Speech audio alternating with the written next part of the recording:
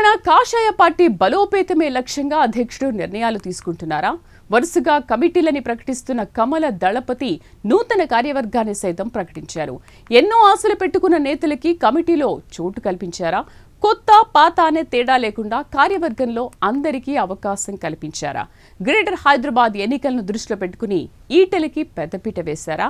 ఈ కార్యవర్గ కమిటీలో ఎవరెవరికి ప్రాధాన్యత దక్కింది? నూతన కార్యవర్గంతో కాషాయ పార్టీ చేసే యాక్షన్ ప్లాన్ ఏంటి? కమలం పార్టీలో కార్యవర్గ కమిటీపై జరుగుతున్న చర్చ ఏంటి? Let's watch.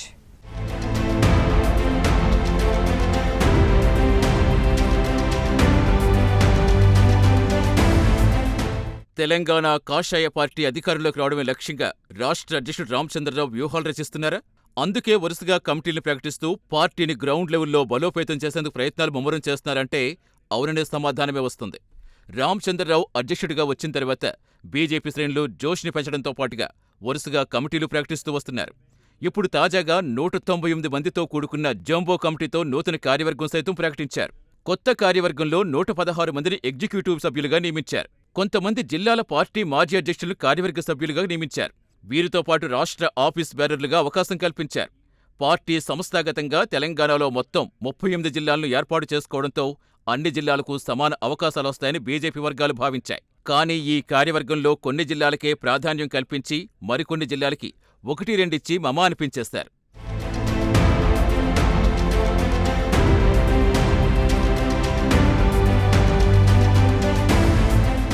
ఇక రాష్ట్ర అధ్యక్షుడు రామచంద్రరావు ప్రకటించిన 198 మంది జంబో కమిటీలో 20 మందిని శాశ్వత ఆహ్వానితులు, 116 మంది రాష్ట్ర కార్యవర్గ సభ్యులు, 62 మందిని ప్రత్యేక ఆహ్వానితులుగా నియమించారు.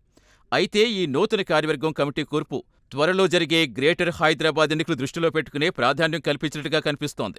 116 మంది ఎగ్జిక్యూటివ్ కమిటీలో మేడ్చల్, మల్కాజిగిరి రూరల్, అర్బన్ కలిపి 15 మందికి అవకాశం కల్పించారు.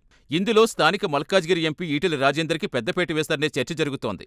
ఇక రంగారెడ్డి రూరల్, అర్బన్లలో 8 మందికి చోటు కల్పించారు. హైదరాబాద్ సెంట్రల్, భాగ్యనగర్, మలక్పేట్, గోల్కొండ, గోషామహల్, సికింద్రాబాద్ కంటోన్మెంట్, మహంకాళి, సికింద్రాబాద్ నుంచి 15 మందికి ఎగ్జిక్యూటివ్గా చోటు కల్పించారు. టోటల్గా ఎగ్జిక్యూటివ్ కమిటీలో 38 మందికి గ్రేటర్ పరిధిలో నేతలకు చోటు దక్కింది. గ్రేటర్ ఎన్నికలు దృష్టిలో పెట్టుకునే అవకాశం ఇచ్చినట్టుగా తెలుస్తుంది.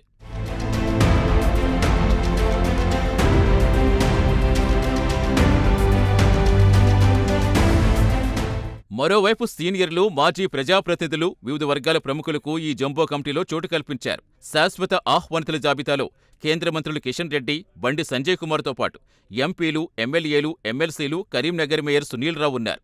ప్రత్యేక ఆహ్వానితుల జాబితాలో మహారాష్ట్ర మాజీ గవర్నర్ విద్యాసాగర్ రావు, హర్యానా మాజీ గవర్నర్ బండారు దత్తాత్రేయ, మాజీ సీఎం నాదెండ్ల భాస్కర్ రావు, మాజీ మంత్రులతో పాటుగా మాజీ ఎంపీలు బీబీ పాటిల్, పోతుగంటి రాములు, వెంకటేష్ నేత, సినీ యాక్టర్స్ జీవిత రాజశేఖర్, శివకృష్ణ, లక్ష్మీకాంతరావు, శ్రీనివాస్ వంటి వారిని ప్రత్యేక ఆహ్వానితులుగా చేర్చారు.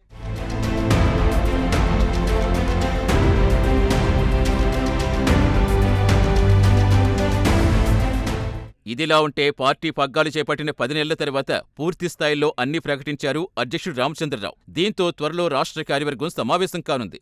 ఈ సమావేశంలో 2029లో అధికారమే లక్ష్యంగా పార్టీని సంస్థాగతంగా బలోపేతం చేయడంపైన ప్రధానంగా చర్చ జరగబోతుంది. త్వరలో జరగబోయే జెడ్పీటీసీ, ఎంపీటీసీ ఎన్నికలతో పాటు గ్రేటర్ హైదరాబాద్ ఎన్నికలపై కీలక నిర్ణయాలు తీసుకుని తీర్మానాలు చేయబోతోంది బీజేపీ.